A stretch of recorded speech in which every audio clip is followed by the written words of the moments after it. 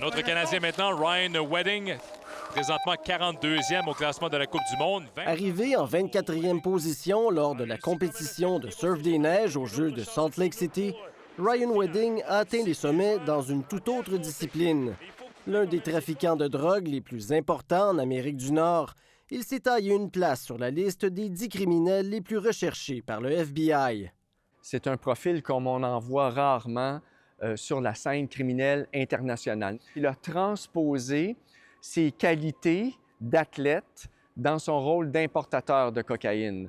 La discipline, concentré sur son travail, peur de rien. En 2008, il se fait arrêter une première fois en Californie pour trafic de cocaïne. Il sort de prison 3 ans plus tard et rentre au Canada, où il poursuit ses activités illicites. En 2015, des accusations sont portées contre lui par la GRC à Montréal, mais il quitte le pays pour aller se réfugier au Mexique, où il continue de diriger son réseau criminel.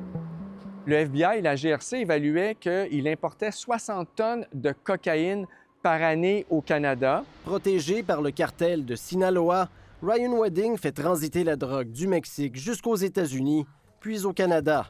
Make no mistake about it. Ryan Wedding is the modern-day iteration of Pablo Escobar.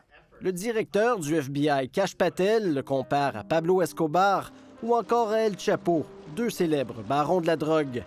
Les États-Unis offrent une récompense de 15 millions de dollars pour la capture de Wedding, aussi accusé d'avoir commandité des dizaines de meurtres. La police considère que ces individus-là auraient pu concurrencer Wedding ou auraient pu se mettre sur son chemin, et c'est la raison pour laquelle ils ont été éliminés. Parmi eux, Jonathan Acevedo Garcia, un ancien collaborateur de Wedding devenu délateur. Il aurait été assassiné en Colombie par le chef de gang montréalais Atnaona, surnommé Tupac, qui a été arrêté par la police l'automne dernier. Son avocat, l'Ontarien Deepak Paradkar, a quant à lui été accusé de complot pour meurtre. La femme de Wedding et plusieurs complices présumés ont été exposés par les autorités. C'est sans compter la saisie d'une 60aine de motos et d'une voiture de luxe dont la valeur totale dépasse les 70 millions de dollars. Donc, l'étau se resserrait.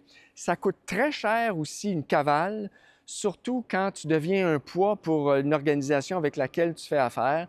Donc, c'est tout ça qui peut avoir fait en sorte qu'il a décidé visiblement de se livrer. Ryan Wedding a réussi à esquiver la justice pendant 10 ans, mais il a finalement perdu la course. Ici Olivier Bachand, Radio-Canada, Montréal.